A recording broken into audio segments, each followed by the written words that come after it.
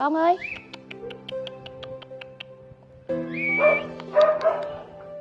Lại đây, Mỹ ơi. Lại đây con.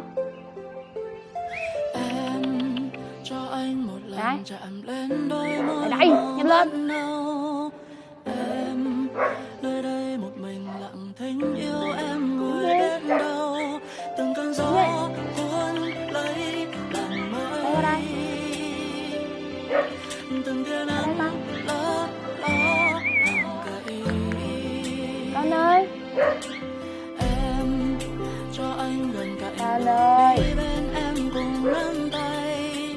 Em sao con đi như gà vậy? gọi ngàn yêu thương bay ngược đến đây. Ăn nè. Không bay luôn hả? Không ăn luôn. Con ơi. Có em đời ăn nhưng mà bay đi. Cùng nhau nhé, mọi người cùng nhau nhé. Cầm tay nhau mình vượt ngàn nỗi đau. Cho nắng mưa dù tới bời mây lấp đi ngàn chân trời. Mình bên nhau dù bao lâu tình lại sâu.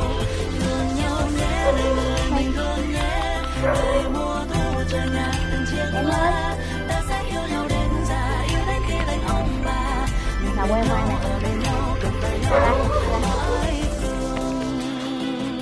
Điện thoại hay có điện thoại. Đây nè. Đây đây. Đi. Thấy thấy. Còn đứng đây ta. Cho anh một lần chạm lên đôi môi màu mắt nâu. Đi đi theo chủ nha con. Theo chủ nè. Chính vậy, chính vậy. Sao vậy? Ngoan, lại đây, lại đây, lại đây, lại đây. Dạ. Lại nè. Lại nha. Lại đây.